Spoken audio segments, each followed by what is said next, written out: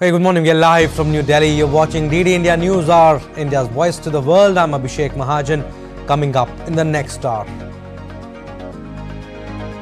Setting a new landmark in India-Bhutan enduring friendship, Indian Prime Minister Narendra Modi inaugurates a state-of-the-art hospital in Thimphu, built with India's assistance.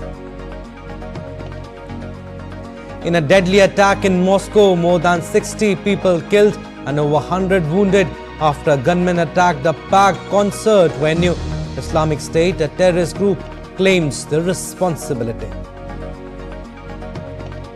Maldives President Mohammad Muizzu strikes a reconciliatory tone, urges India to extend debt relief, seeks to strengthen and expedite Indian projects in the island nation.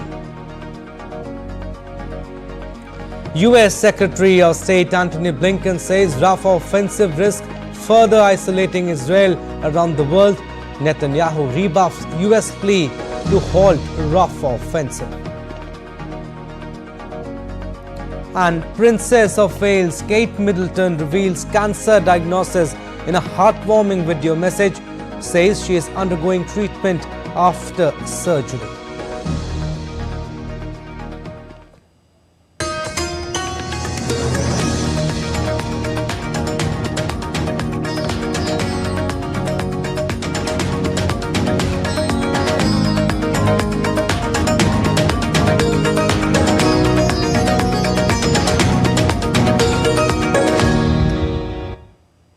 And successfully concluding his two-day state visit to Bhutan, Indian Prime Minister Narendra Modi emplaned for India.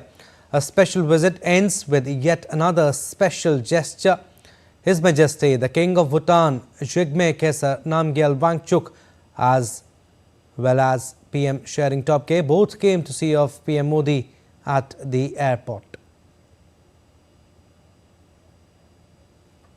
And earlier on Saturday, Prime Minister Narendra Modi, together with PM of Bhutan, Shering Topke, inaugurated the Gyaltsuen Jetsun Pema Mother and Child Hospital in Thimphu. The state-of-the-art hospital is a shining example of India-Bhutan development cooperation.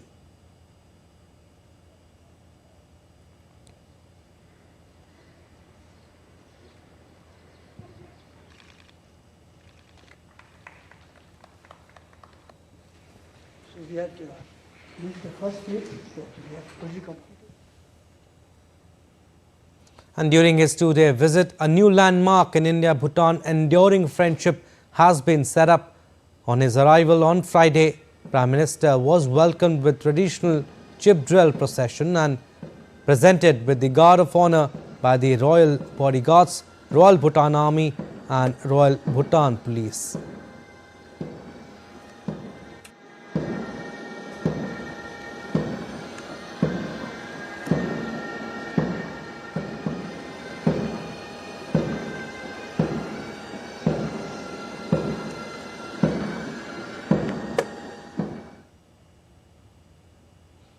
And renewing commitment to the special and unique India-Bhutan friendship, PM Modi met the King of Bhutan, Jigme Khesar Namgyal Wangchuk. Both the leaders reviewed the bilateral ties and discussed ways to take them to new levels.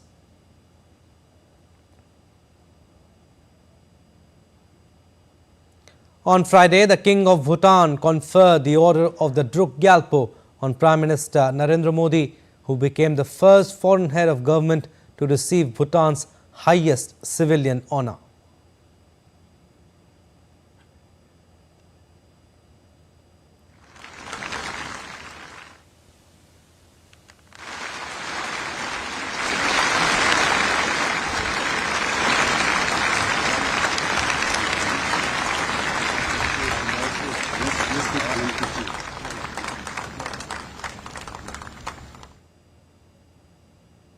And agreeing to boost developmental partnership as well as deepen cultural linkages, several MOUs and agreements exchanged, adding momentum to India-Bhutan relations.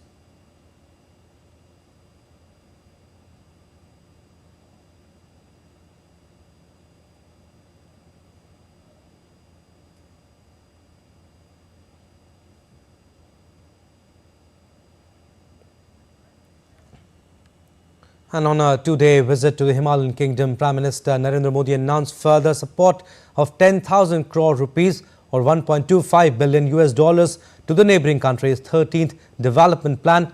Prime Minister of Bhutan, sharing top gear, extended his gratitude to India's Prime Minister Narendra Modi for rupees 10,000 crore assistance to the Himalayan nation.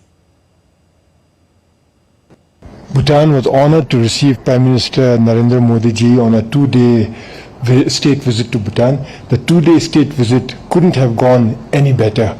He was welcomed with open hearts by every citizen of Bhutan, and this historic visit, is going to further strengthen the already strong relations between our two countries and our two people. All right, to know more on Prime Minister's Bhutan visit, we have DD India correspondent Amritpal Singh joining us from Thimphu.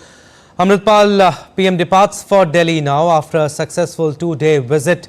Tell us, what are the highlights of the visit? How will you summarize it?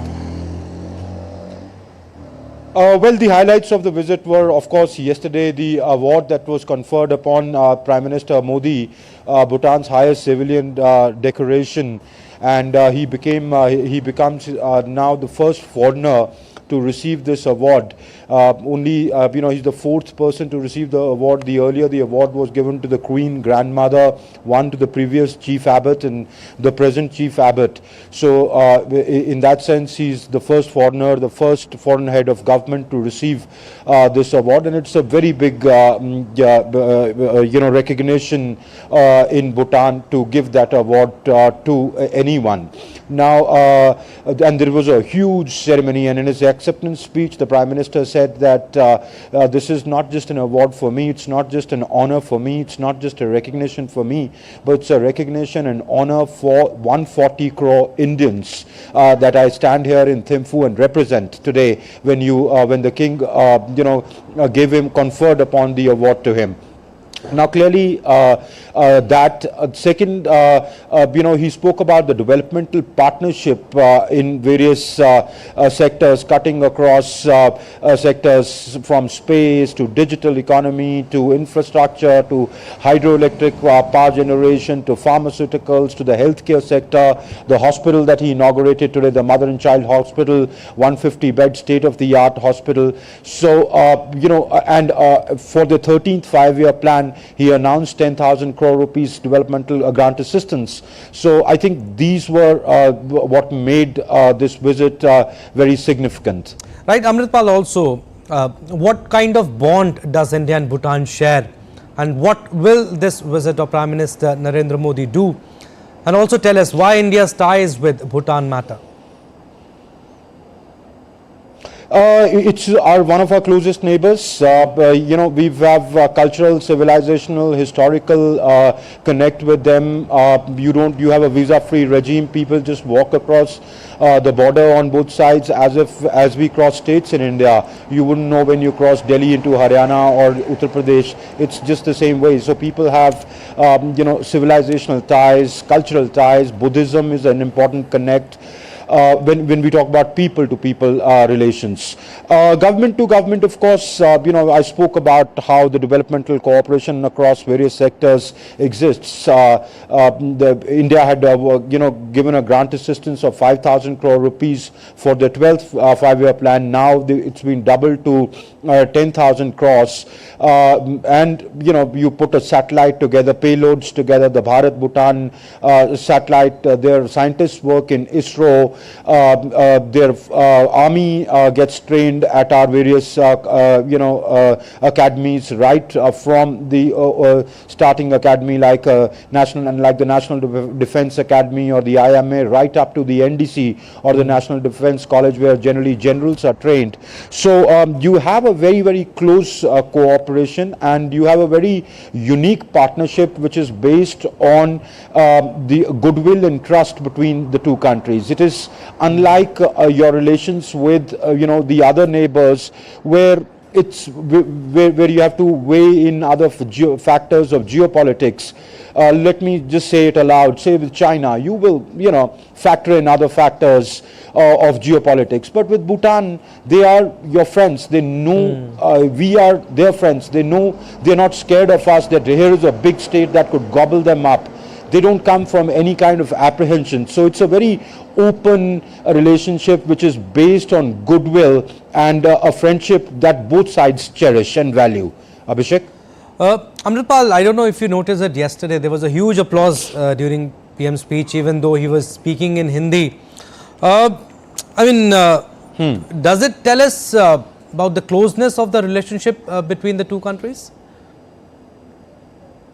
I was there at the Zong, or the palace where that function happened, and let me tell you, here everybody speaks Hindi, everybody understands Hindi. I was quite surprised. I asked people on the street, I said, "Aap log ko Hindi kaise aati hai?" They said, "We watch Indian movies, we watch Indian television, we watch Indian serials, so everybody understands Hindi." So the applause really was genuine.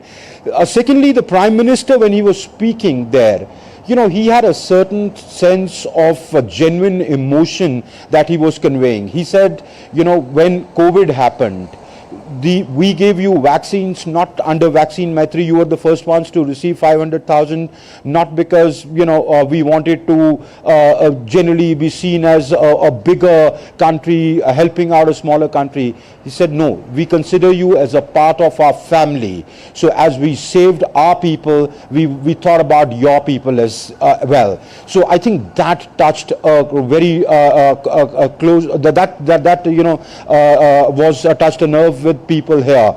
So that's why you saw the applause. And I'm just giving you one example. He spoke about how India and Bhutan share this very close bond at the government to government level, at the people to people level, at the business to business level. He said B2B and P2P, people to people and Bharat to Bhutan. So, so that really struck a chord with the crowd who was sitting there and listening to Prime Minister Modi. Abhishek? All right, Amritpal, we'll leave it at that. Thank you for your inputs.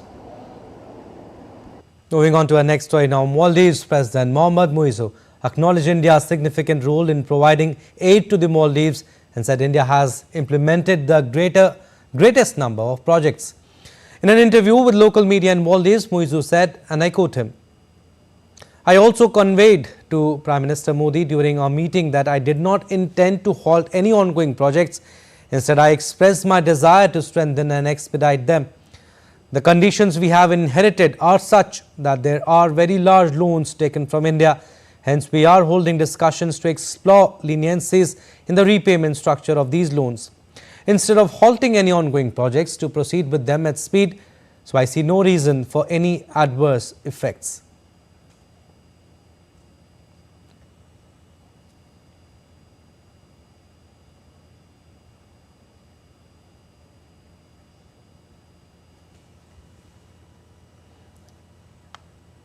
And in one of the deadliest attacks in Moscow, more than 60 people were killed and over 145 injured after the gunmen opened fire at the concert hall. The fire started with huge plumes of black smoke rising over the building, which can hold several thousand people and has hosted top international artists. Russian authorities now focus on providing help to the people and searching for the criminals who are believed to be at large. DD India's Dasha Chernishova gets us more. Russia is treating the shooting, fire and explosions at the Crocus City Hall near Moscow as an act of terrorism.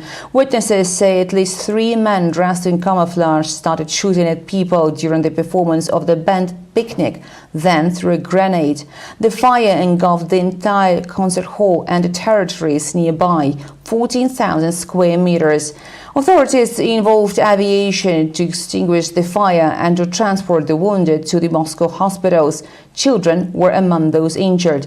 Moscow, as well as other regions of Russia, cancelled all sports, cultural and other mass events. Russian railways and Russian aviation tightened security measures at railway stations, at airports, and metro intensified passenger inspections. Russian Foreign Ministry called it a monstrous crime. Canada, France, the UK, as well as other nations condemned the attack. The White House said that the images of shooting in the Russian capital were horrible and just hard to watch. 2 weeks ago, the US Embassy in Moscow warned of a possible attack in the capital. Dasha Chernishova in Moscow, reporting for DD India. And the world leaders expressed shock and extended condolences to victims of shooting near Moscow in Russia. Condemning the attack, India's Prime Minister Narendra Modi said India stands in solidarity with the government and the people of Russian. UN chief leaders from EU, Turkey and other world leaders too extended messages of solidarity with people of Russia in this hour of grief. Attack near Moscow at concert goers on Friday brought back the memory of 2004 Beslan school siege. The 5 gunmen dressed in a camouflage on Friday opened fire with automatic weapons at people at a concert in the Crocus City Hall near Moscow. Kremlin said Russian President Vladimir Putin was updated on the concert attack by FSB director. Putin wished a speedy recovery to those injured in the attack. Soon, global condemnation and messages of solidarity poured in. UN Chief, United States and India's Prime Minister Narendra Modi, among others, condemned the attack and sent their condolences. The images are just horrible and just hard to watch, and our thoughts obviously are going to be with the victims of this terrible, terrible shooting attack. India's Prime Minister Narendra Modi, in his social media post on X, said that we strongly condemn the heinous attack in Moscow. Our thoughts and prayers are with the families of the victims. India stands in solidarity with the government and the people of the Russian Federation in this hour of grief. United Nations Secretary General Antonio Guterres condemned in the strongest possible terms. According to a statement attributable to Deputy Spokesperson Farhan Haq, the UN Secretary General said the Secretary General conveys his deep condolences to the bereaved families and the people of the government of the Russian Federation. He wishes those injured a speedy recovery. European Union spokesman Peter Stano, in a statement posted on X, said that EU is shocked and appalled by the reports of a terrorist attack in the Crocus City Hall in Moscow. The EU condemns any attacks against civilians. Our thoughts are with all those Russian citizens affected. Condemning the attack, French President Emmanuel Macron said in the statement that France stands in solidarity with the victims of the shooting, while German Foreign Office said that the images of the terrible attack on innocent people in Crocus City Hall near Moscow are horrific.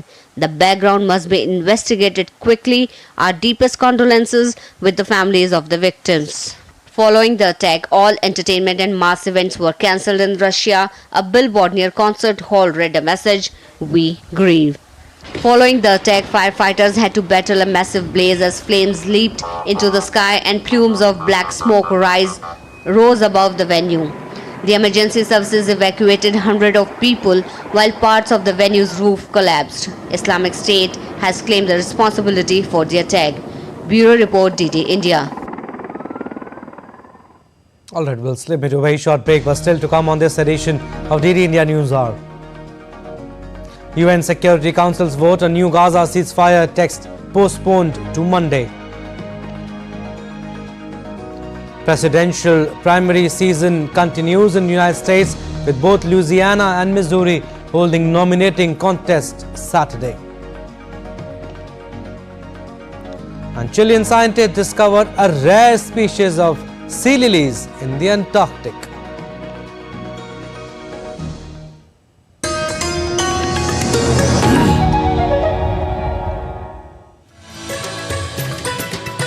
You said that Indian ethos and conceptualization of society, nation, state, governance, all these fundamental concepts of public life, you said that they are distinct and they are quite different and drawn from our traditions. Our rise should be not just a photocopy of a Western or European nation, but India should rise as its own with its own real identity, which we call it Bharat.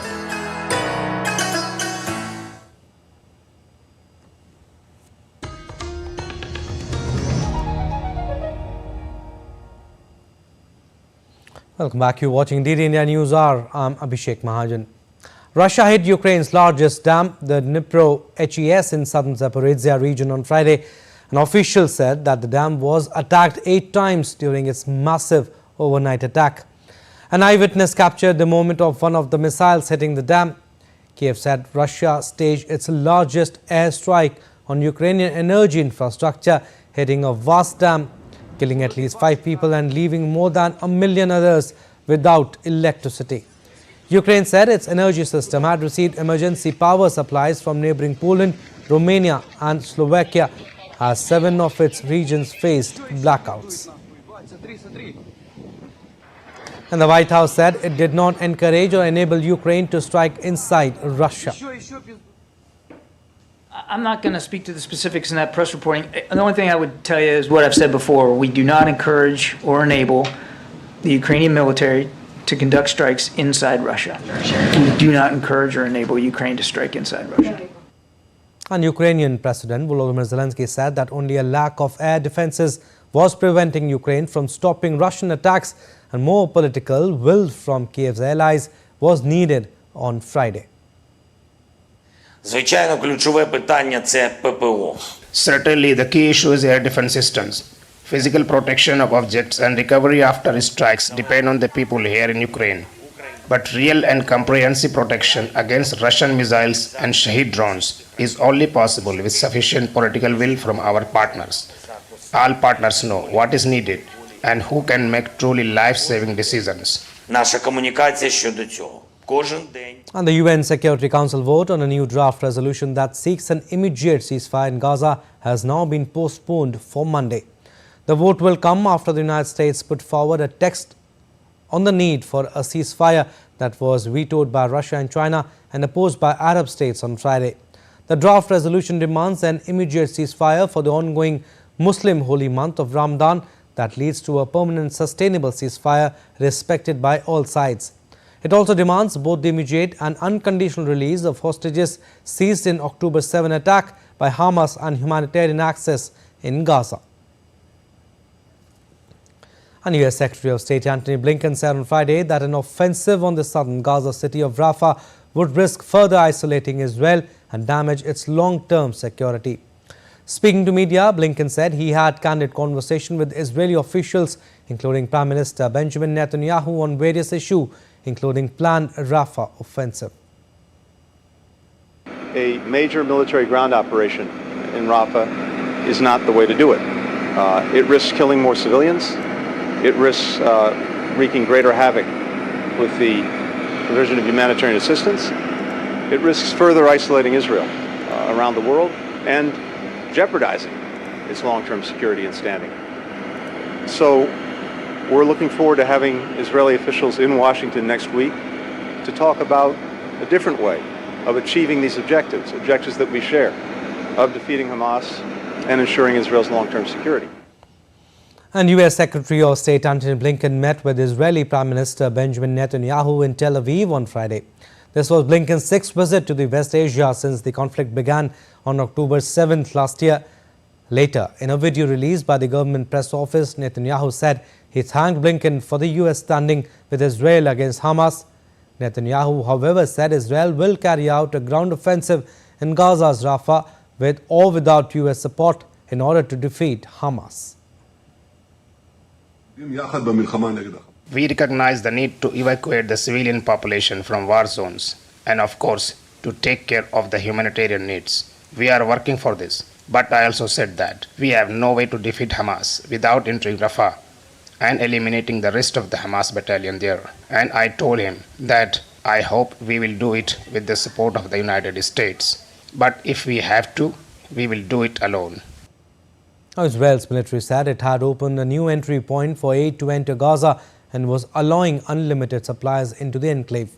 After closing off access to Gaza following the Hamas-led attack on October 7th, Israel has since allowed in-aid convoys amid growing international pressure to boost the amount of supplies to feed Gaza's 2.3 million people.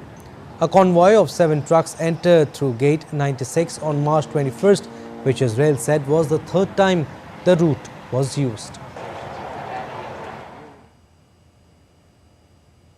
Update on Haiti now. As gang violence spreads across the North American nation, almost half of Haiti's people are struggling to feed themselves, with several areas close to famine.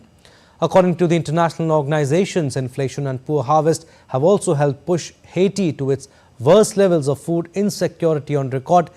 The Integrated Food Security Phase Classification, an organization which sets a scale used by the United Nations and governments to assess hunger, said in a report that about 4.97 million people out of a population of about 11.5 million were facing crisis or worse levels of food insecurity. 8 areas were now assessed to be in an emergency phase, the worst level before famine.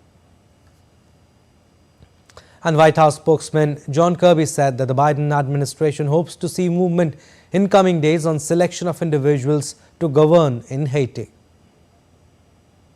Look, our lines of effort are really kind of three things right now. One is working with the Haitians on a Haitian-led political transition process, and that presidential council, that transitional council is up and running. Number two, we're working with Kenya on a Kenyan-led multinational security support mission, which would not include U.S.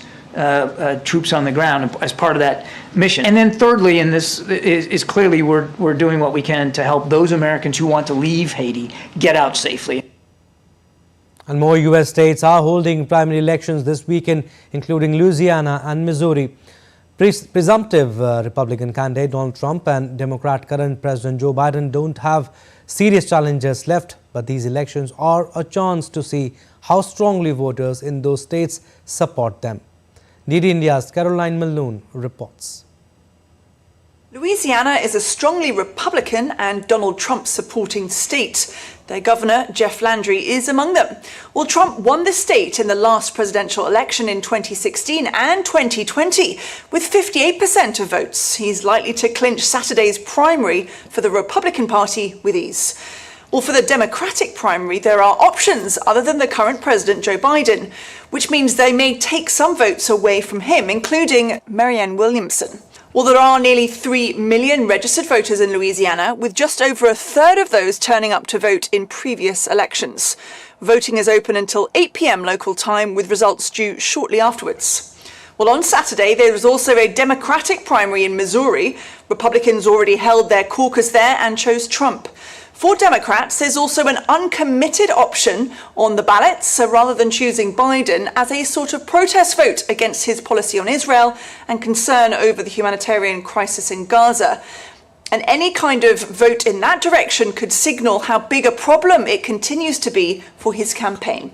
Results there are due early next week. Well, there are now 149 days left until the Democratic National Convention, when Biden is likely to be officially nominated as their candidate, and 114 days until the Republicans hold theirs in Milwaukee. Caroline Malone in Washington for DD India. And Britain's Princess of Wales has announced she has been diagnosed with cancer. It follows weeks of speculation about her health after abdominal surgery earlier in the year.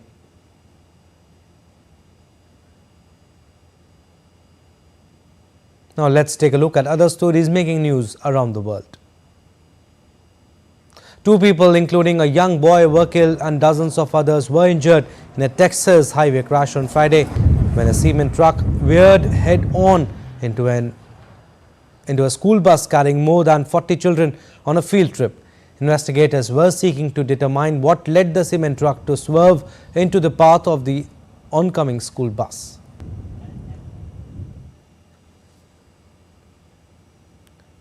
The construction of the ambitious Mayan train project in Mexico has raised serious concerns among environmentalists and activists over the damage to ancient cave system in Mexico's Yucatan Peninsula. Environmentalists say the construction of the huge railway project threatens fragile ecosystems. El Tren Maya, which links 5 states in southern Mexico, is one of the country's most debated infrastructure projects. Now, Chilean scientists have discovered a rare species of sea lilies in Antarctic. A specimen was first sighted during an expedition by the Chilean Antarctic Institute to Vega Island in the Sea of Weddell in early January 2024. Sea lilies use their many arms to move through the water and to feed with floating particles. The species is considered a crinoid, an invertebrate from the Echinodermata phylum. Still to come on this edition of DD India News Hour. India's External Affairs Minister Dr. S. Jaishankar will pay an official visit to Malaysia, Singapore and the Philippines. Delhi's Chief Minister Arvind Kejriwal remanded to the custody of the Enforcement Directorate till March 28. And blooming season of tulips kicks in. Asia's largest tulip garden in Jammu and Kashmir now open to public.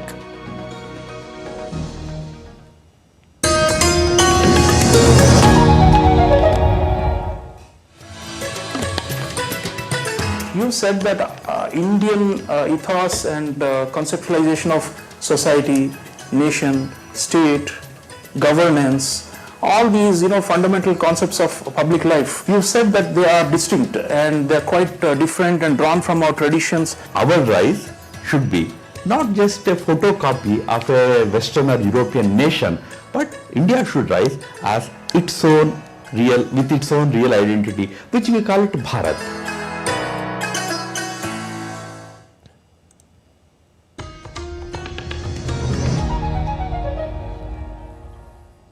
Welcome back. You're watching DD India News Hour. I'm Abhishek Mahajan. Recap of what we've done so far. Setting a new landmark in India-Bhutan, enduring friendship, Indian Prime Minister Narendra Modi inaugurates a state-of-the-art hospital in Thimphu, built with India's assistance. In a deadly attack in Moscow, at least 60 people killed and over 100 wounded after gunmen attacked a packed concert venue. Islamic State, a terrorist group, claims the responsibility. US Secretary of State Antony Blinken says Rafah offensive risk further isolating Israel around the world. Netanyahu rebuffs US plea to halt Rafah offensive. Princess of Wales Kate Middleton reveals cancer diagnosis in a heartwarming video message. Says she is undergoing treatment after surgery.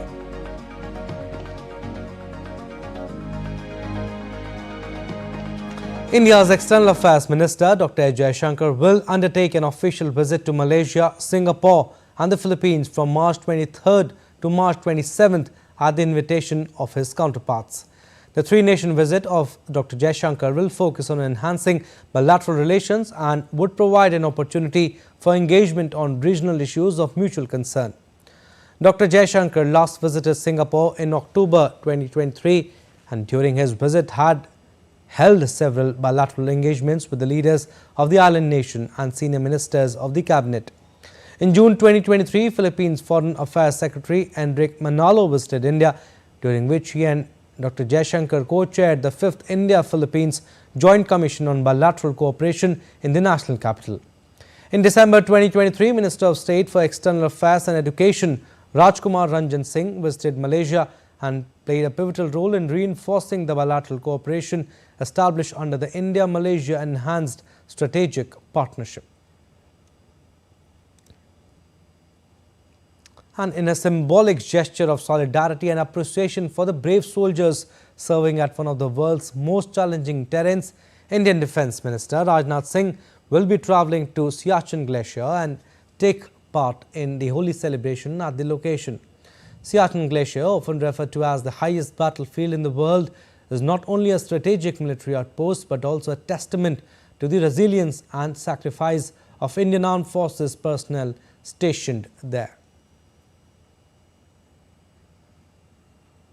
Alright, now let's get you the latest on what's happening in India in the run-up to the world's largest democratic elections.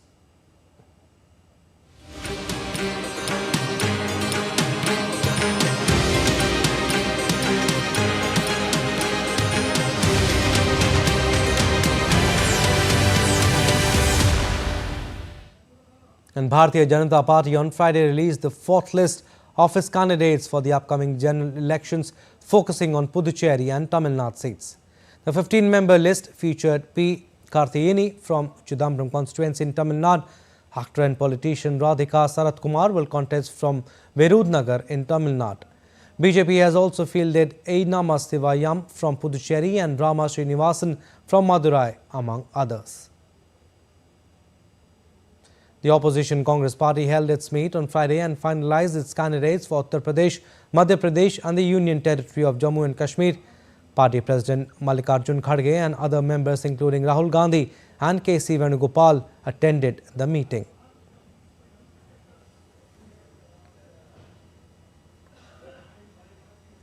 And the EVMs, or the electronic voting machines, have revolutionized the election process in India and are now being used in almost all polls being conducted by the Election Commission of India.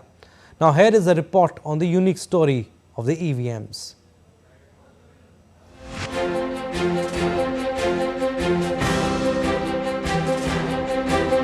Electronic voting has become a hallmark of elections in India. Voting is done through the electronic voting machine, or the EVM, which is a device used to electronically record and count votes. The Indian EVM system is also called ECI EVM, meaning an EVM specifically designed, manufactured indigenously and used as per the Election Commission's rule. EVMs were first used in the Parur Assembly constituency in the southern state of Kerala in 1982.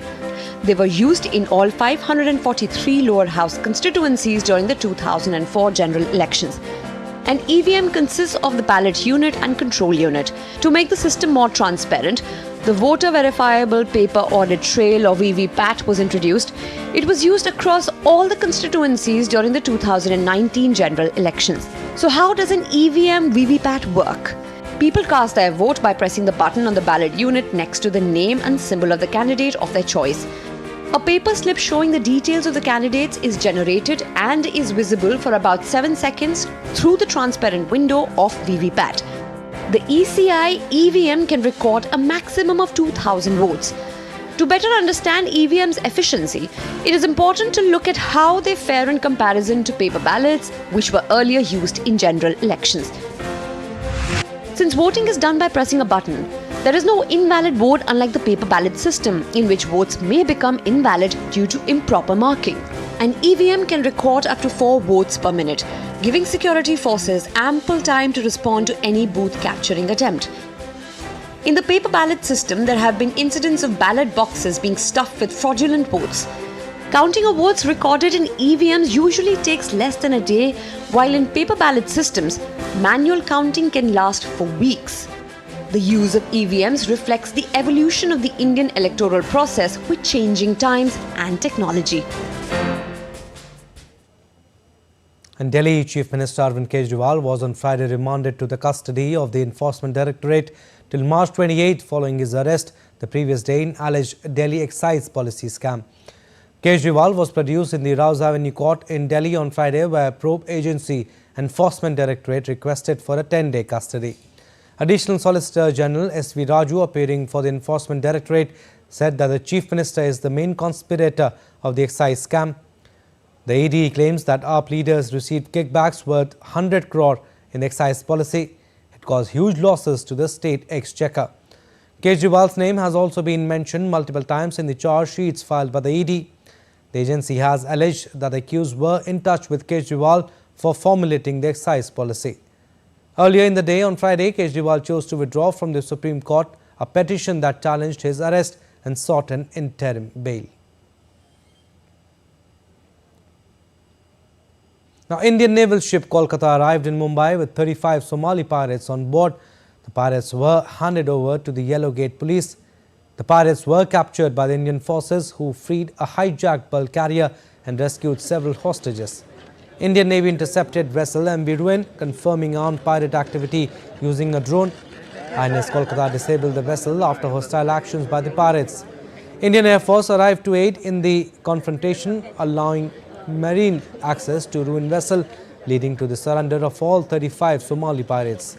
The ship was deployed in Gulf of Aden for anti-piracy operations.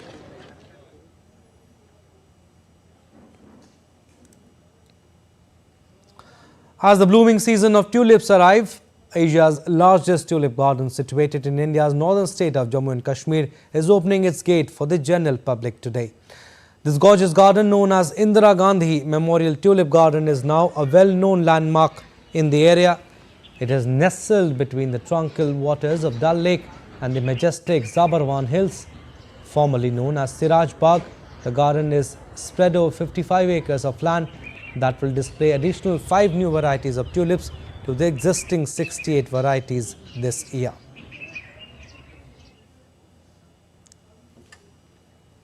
Alright, so as the blooming season of tulips arrives, we get more updates from DD India's Shabir Dar from Srinagar. He is joining us live. Shabir, Kashmir's tulip garden opens as nature lovers get set for a treat. Tell us, why is it such a lure? Yeah, this is a different experience for both nature lovers and the tourists alike in Srinagar. You know, this majestic garden has the remarkable distinction of being the largest tulip garden in Asia, and this remarkable feat has been recorded by the world world record book in London. You know, this garden is situated on the banks of Dal Lake, and under these majestic suburban hills, and which adorns over 17 lakh tulips of different varieties, and which actually presents a visual treat to both tourists and nature lovers. You know, this iconic tourist spot in the in Kashmir has attracted tourists from across the country and globe, and this starts the tourism season rolling every year when it opens, because you will have the tulips blooming for a month over, because there's a tulip season going on for a month. This majestic garden is playing a pivotal role in attracting the tourists and promoting the tourism and culture of Jammu and Kashmir. The authorities have added new varieties every year. The varieties have been adding this year. 7 more varieties have been added to this garden to to ensure that the visitors have a totally different experience to in the garden. Right, Shabir, we can already see through your frame that people have already started coming in, and the background also looks beautiful. Thank you. We'll leave it there. Thank you for your inputs. Now let's take a look at other stories making news. Governor of Jharkhand and Telangana C.P. Radhakrishnan has assumed the charge of Lieutenant Governor of Puducherry at the Union Territories Raj Nivas. A team of India's archaeological research body, Archaeological Survey of India, is continuing their survey at the Bhojshala complex in central state of Madhya Pradesh on the second day today. The survey is being conducted to find the remains of temple of goddess Vagdevi that Hindus claim to have existed before Kamal Maula Mosque in the same complex. Ahead of the festival of colours, Holi, people celebrated their festival at one of the largest and most popular ghats in Varanasi, Assi Ghat. They played Holi with flowers along with singing and dancing and putting colours on each other.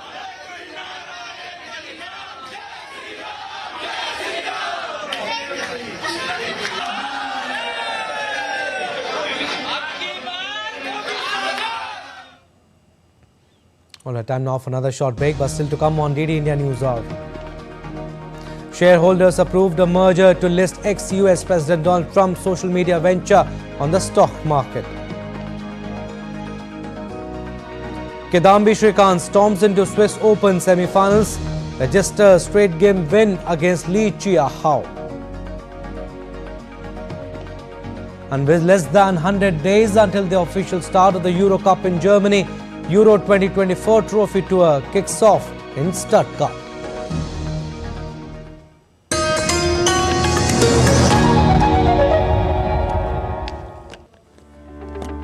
Real crackdown on corruption that the voters, the citizens of the country have been wanting and fighting for decades, or as the opposition claimed, an effort to cripple the opposition. Timing depends on the detection of the corruption.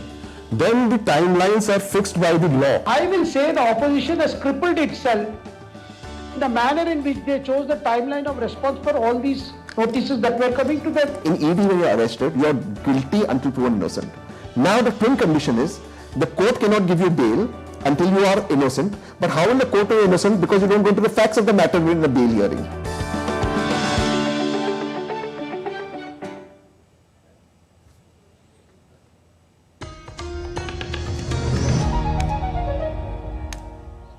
Welcome back. You're watching DD India News Hour. I'm Abhishek Mahajan. India's Directorate General of Civil Aviation has imposed a financial penalty of 80 lakh rupees on Air India Limited for violation of regulations. The penalty was slapped for violations of flight duty time limitations, FDTL and fatigue management system FMS of the flight crew. DGCA conducted a spot audit of Air India Limited in January this year to verify the regulatory compliance by the operator, and during the audit, the evidences were collected and fleet-wise random reports were analysed. A show cause notice was issued to Air India Limited on 1st March for submitting a response to the observed violations. The operator submitted its response to the show cause notice, which was not found satisfactory. On to business updates now. Shareholders approved a merger to list ex-US President Donald Trump's social media venture on the stock market, potentially providing $3 billion to the ex-president on Friday. The investor of Digital World Acquisition Corporation, an investment vehicle, voted to combine with Trump Media and Technology Group, which owns Trump's Truth Social platform. The action provides Trump a potential windfall as he faces legal problems, although he may not be able to access the funds for several months. All right, time now for some sporting action. We'll start with badminton. Indian shuttler Kidambi Shrikant brushed past Lee Chia-hao 21-10, 21-14 in just 35 minutes to enter the semi-finals of Swiss Open. Shrikant, who had struggled to put together back-to-back wins on the BWF Tour for months now, looked in great touch against the Chinese Taipei player who had beaten Lakshya Sen in the pre-quarterfinal match. Now he'll take on Chinese Taipei's Lin Chun-ye in the semi-finals tonight. Cricket now. Chennai Super Kings beat Royal Challengers Bengaluru by 6 wickets in the IPL opener at M.A. Chidambaram Stadium, Chennai on Friday. RCB recovered to 173 for 6 against CSK after opting to bat. Skipper Faf du Plessis, who scored 35 of 23 deliveries, got his team off the blocks before the visitors collapsed to 78 for 5. Anuj Rawat and Dinesh Karthik shared a 95-run stand of 50 deliveries for the 6th wicket to give some respectability to the total. Mustafizur Rahman was the standout bowler for CSK, taking 4 wickets. And in response, CSK got home in 18.4 overs after contributions from debutant Rachin Ravindra, seasoned Ajinkya Rahane, Shivam Dubey and Ravindra Jadeja.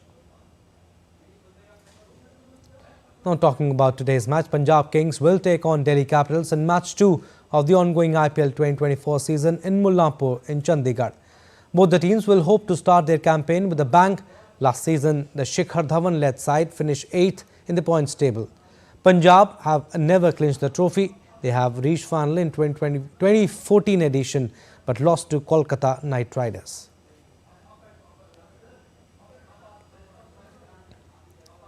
And having spent almost 14 months away from the cricket field, a fit again Rishabh Pant leads the star-studded chart, comprising some of the big names making a comeback to the Indian Premier League.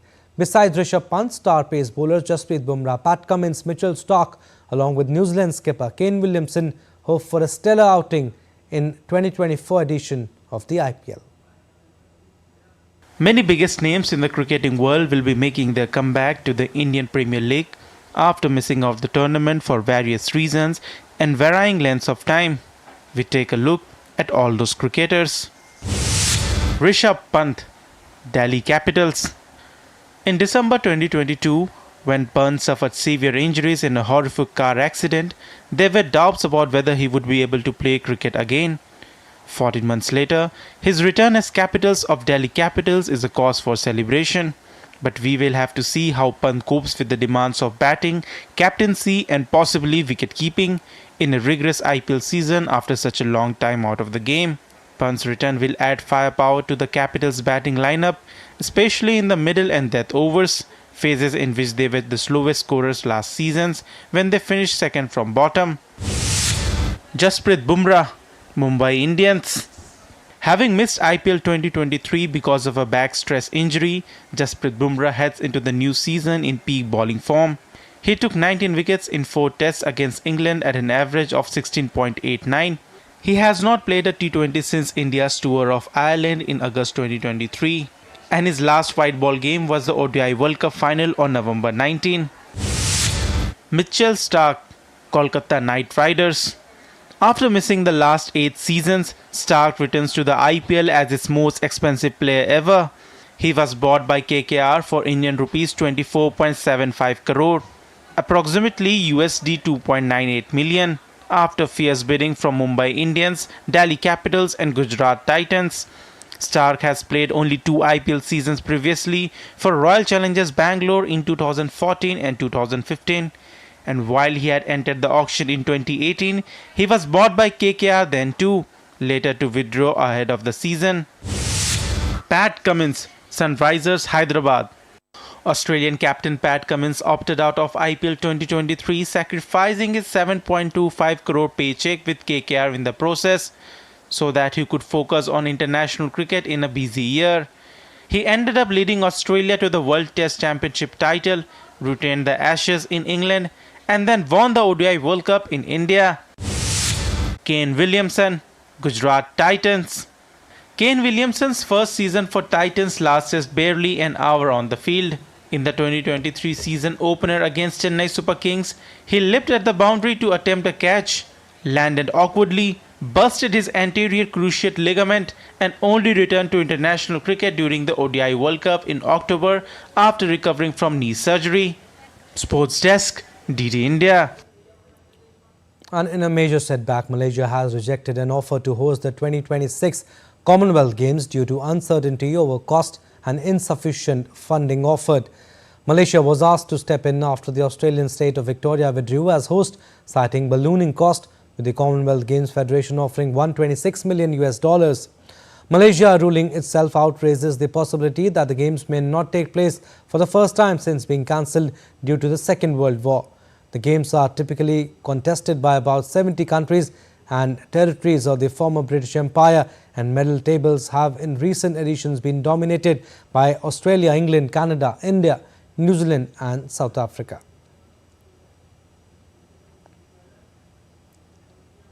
And Egypt has dominated the 13th African Games hosted in Ghana.